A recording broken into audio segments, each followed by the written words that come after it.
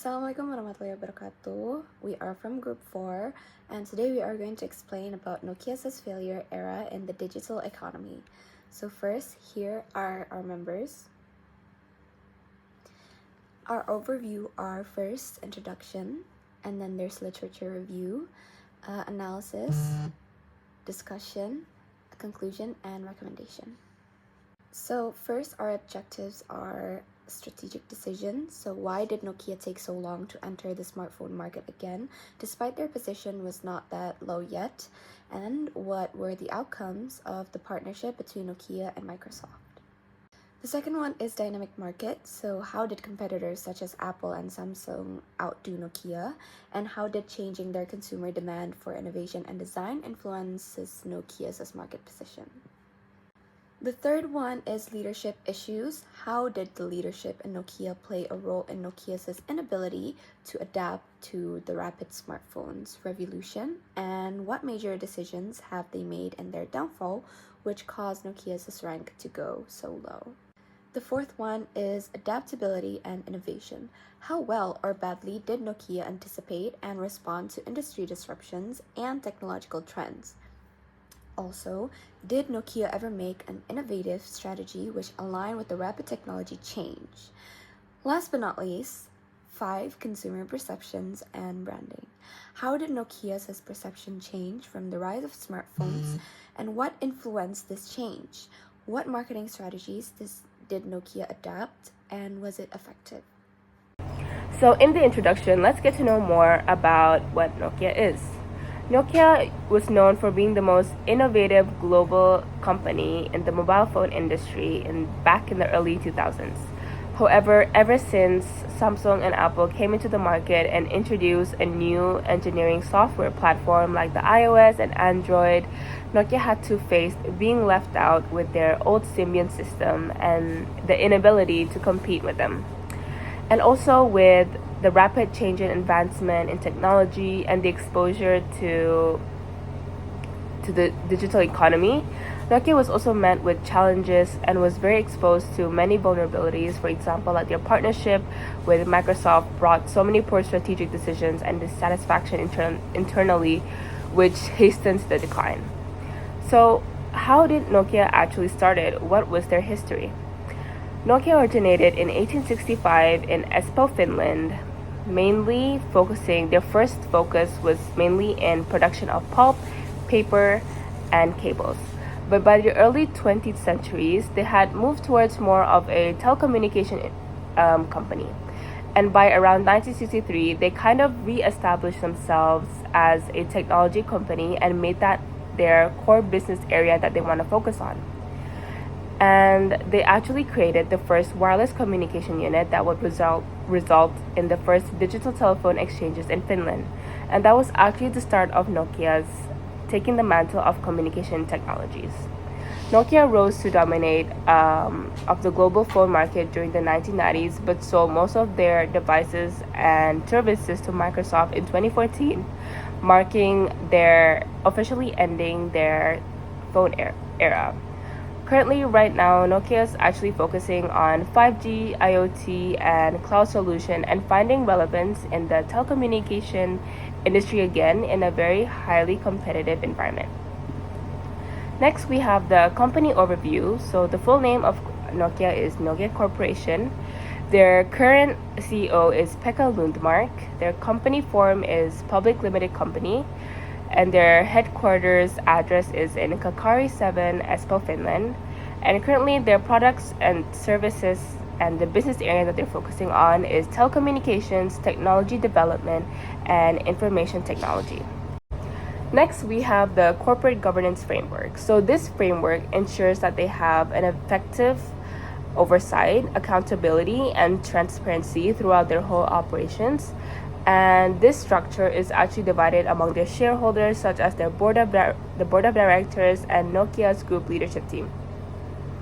So the board of directors, their role in this framework is to have the responsibility to oversee what Nokia's strategic direction is and the overall management. It also comprises various committees, each focusing on specific areas, like the example, the audit committee. They monitor the financial reports and the internal controls. We have the corporate governance and nomination personnel and the technology committees. Next is the Nokia Group Leadership Team. So this team, which is led by the CEO itself, they manage the day-to-day operations and implement the board's strategic decisions into it. And the CEO is actually a sole member of the board and the leadership team, ensuring the alignment between the governance and management. Technological innovation. It's really undeniable how technology actually immensely impacted our day-to-day lives, such as our usual day-to-day task to a social function. And technology has driven the change for our economic development. They heavily impact many industries, either indirectly or directly, and many companies and countries have to adapt to these technological changes and advancements to strive and stay valid and competitive in the evolving economy. Changing companies from following a traditional process to a more digital workflow, making business have a smoother operations. And this gives many small businesses access to a more global market and consumers with just the tip of their fingers. When it comes to Nokia, Nokia's entry into the digital economy reflects a broader technological shifts with key technologies like the mobile internet, the cloud computing, big data, IoT, AI, and blockchain reshaping industries. These advancements improve communication, decision-making, scalability, and trust in digital market. However, Nokia did struggle when it comes to adopting digital solutions and responding to consumer preferences, allowing competitors like Apple and Samsung to gain market share when they were having their downfall. Nokia's internal management issues hindered its ability to capitalize on these things. Despite these challenges, Nokia has actually invested more in technologies like augmented reality, VR, IoT, and private wireless networks to improve their products and processes. This strategic use of technology positions Nokia well in the telecommunication industry and demonstrate how traditional companies can adapt to technological shifts. From the picture above, we can see that Nokia used a closed ecosystem model with the Symbian operating system, which gave full control over the platform and hardware compatibility. However, this approach limits third-party developers and users' application diversity, this reducing user appeal. In contrast, Apple with a semi-closed ecosystem model and Google with an open Android ecosystem have success in attracting more developers and users. To compete, Nokia needs to strengthen its technological competence, improve its managerial capabilities, and transform its business model to be more flexible and responsive to market needs. This case shows the importance of balancing platform control and external collaboration to maintain relevance and competitiveness. Nokia's application to game theory. So when Nokia entered the emerging markets early, this actually gave them an advantage of being a first mover into the market, and they had an easier way to dominate with an affordable and high quality phone. So by 2007, Nokia actually held around 50.8% of the market share and sold around 350 million phones. And by using the prisoner's dilemma strategy, for example, Nokia actually lowered their cost unit, and their competitors like Motorola actually struggled to match the performance and price ratio, and that got to keep their price back higher and made Nokia a brand that seemed more affordable and high quality, and fixing their positions back in the market. However, when the competitors started to rise up and Apple and Google shifted the market, Symbian's platform, where Nokia Symbian's platform focused on security and functionality, and it actually lagged behind Apple's integrated strategy. So Nokia was faced with two choices between having a high risk reward or a maximum approach to minimize their losses. So the maximum strategy is its terminology in the game theory, meaning that it reduces the risk of failure when implementing the strategy. So a lot of critics did argue that the maximum strategy was a safer option, but Nokia pursued the latter, and they pursued the high-risk strategy with the Symbian and Microsoft, which failed due to the outdated innovation. So what was the high-risk strategy that Nokia decided to pick? So that was in the example of their partnership with Microsoft in 2011. So this partnership was actually to challenge the iOS and Android and have a win-win alliance. So this actually applies to the cooperative strategy where the players would form coalitions or alliances and make agreements to achieve a higher payoff and a common goal. This Nokia can benefit from trying to differentiate themselves with the Windows Phone, and Microsoft would benefit this from having a large hardware company to promote their operational system. However, the partnership has failed as both of them lag behind the market leaders in innovation and user adoption. Nokia is transforming from the customer mobile market to B2B solution with a focus on 5G, IoT, and telecommunication infrastructure. Despite its failure in the smartphone market, this strategic repositioning has helped Nokia gain new relevance as an enterprise solution provider. Nokia's commitment to innovation, sustainability, and ESG goals are key pillars of its competitiveness. However, major challenges such as competition with Huawei and the demand for faster and more secure network remain key concerns. With its adaptability and innovation, Nokia is strongly positioned to compete in the digital economy.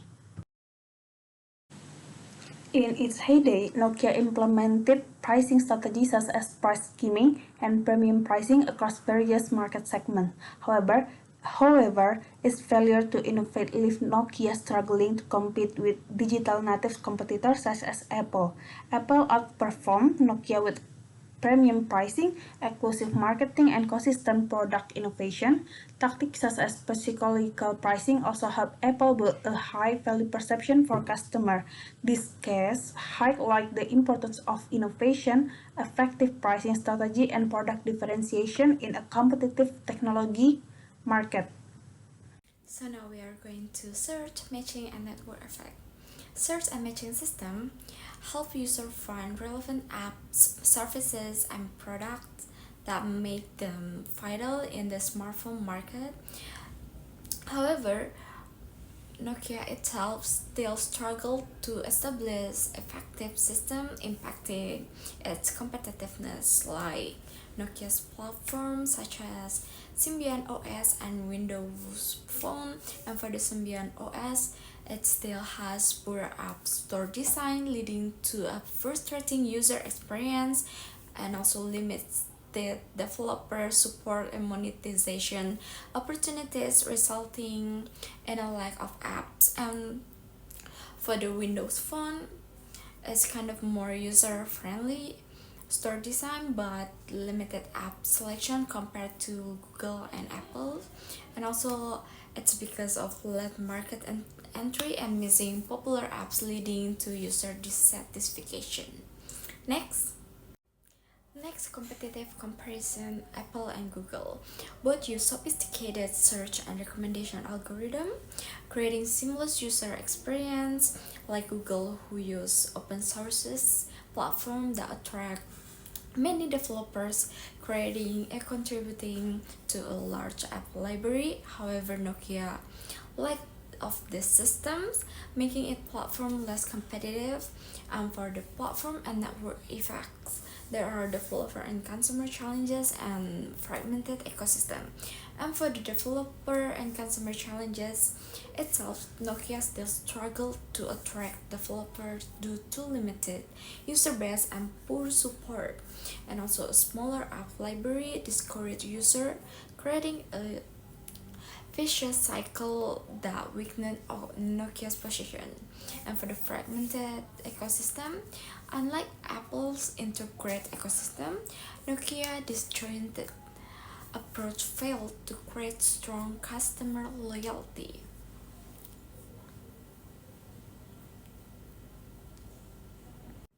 And for the Nokia strategies that Nokia's take, there are app development partnership, which collaborate with select developers to improve apps availability, but this effort still were insufficient. And the second one is differentiation with Windows Phone, which has a unique interface but limited ecosystem, and developer interest hindered success. And for the last is improvement in app discovery, introduced curated recommendation but lack this sophistication of AI-based system used by competitors. Next, influence of network effect on Nokia's market performance. Nokia's inability to harness network effects had significant consequences for its market performance, such as market share decline. Apple and Google dominate with network effects, while Nokia platform failed to attract user and developers, forcing its exit from the smartphone market. And for the second one is reputation damage. Nokia's weak apps ecosystem under Symbian tarnished its reputation, driving users to platform with richer experiences and more apps. And for the last is shift to B2B or business to business, which Nokia pivoted to B2B, focusing on telecom infrastructure and IoT, where network effects were less critical, leveraging its hardware and connectivity expertise. Nokia market engagement suffered due to a narrow focus on current demands. Neglecting long-term innovation, it failed to adapt effective branding, efficient distribution, and timely innovation, losing ground to competitors like Apple and Samsung. After estimating brand loyalty and sticking to outdated hardware further hurt its position.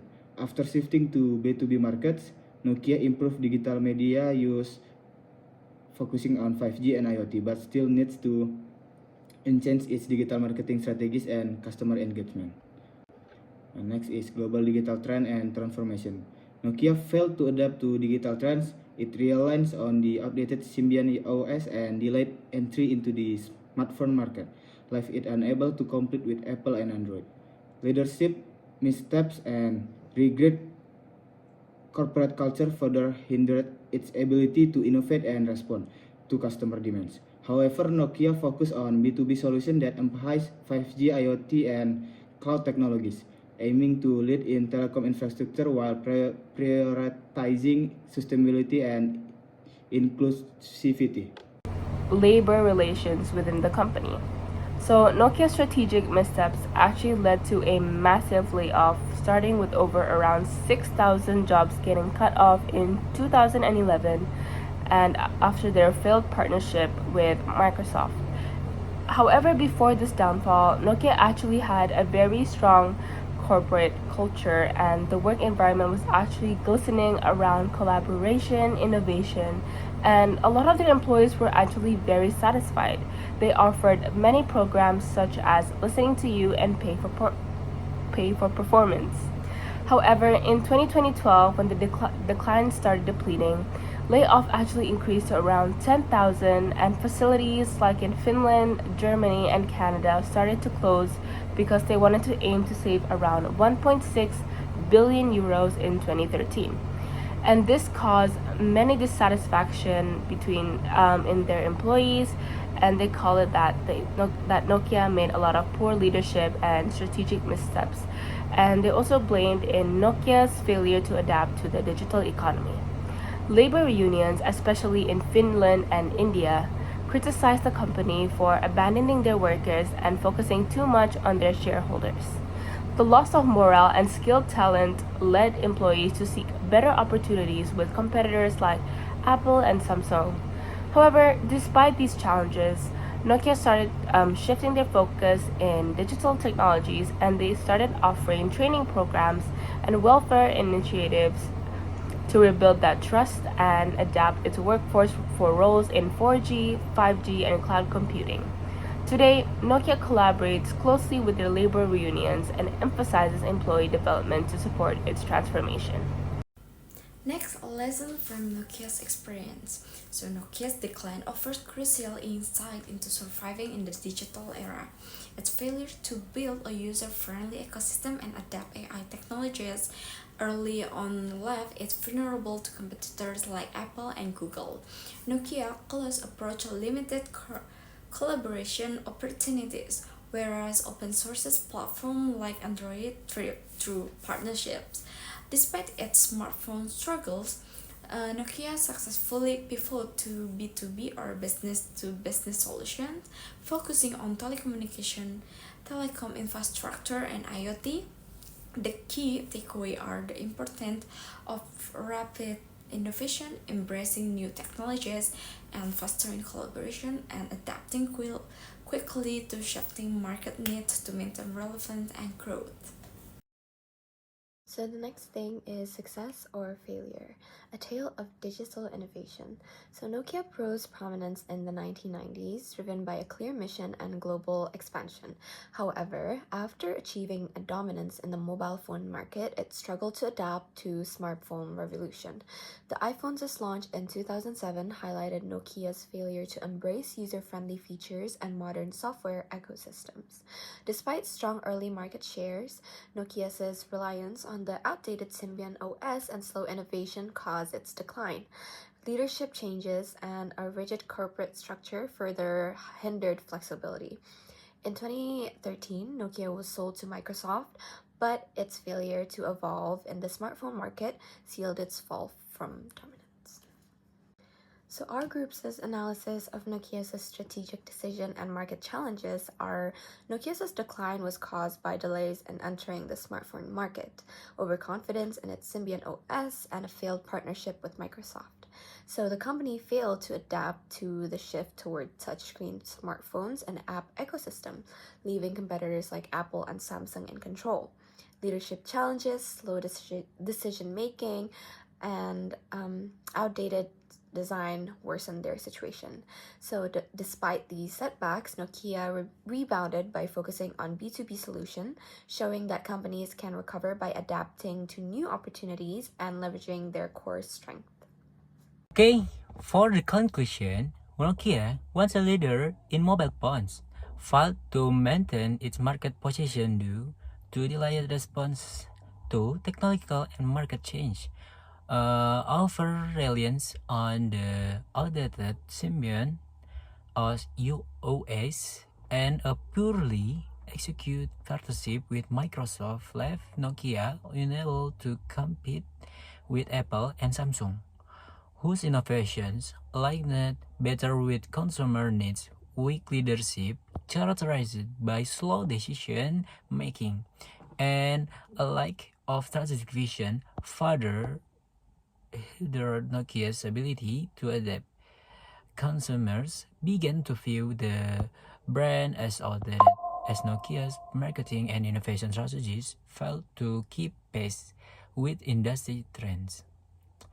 Ultimately, the company's inability to adjust to disruption and rapidly evolving technology solidified its decline in the competitive smartphone market. For the recommendation, the first point, but understand the digital ecosystem, because Nokia has maintained a closed system on Symbian for too long and failed to attract app developers. Nokia should run to build an open ecosystem like Android did, and invest in relevant digital devices and AI technologies that will enhance the user experience. For the second point, speed innovation. Nokia needs to adapt faster to market trends. Up strategies decision making. For the third point, refine marketing strategies. Companies must understand the needs of their consumers, talk better data analysis, and create relevant and compelling branding. Interaction with consumers is also very important to listen to their feedback so that continuous improvement can be made. to products and services. And the fourth point, product diversification. Product diversification is another survival strategy that Nokia can adopt. Reliance on hardware needs to be balanced with service-based solutions such as 5G and IoT. And for fifth point, workforce care. Because Nokia should care more about its workforce, training and skill development, coupled with welfare, will help maintain loyalty and productivity. For the 6 points, ensure future relevance. With all this, measure will enable the Nokia company to avoid such failures in the future and stay relevant in the ever-changing digital economy. Okay, that's all the presentation we have delivered. Thank you for attention.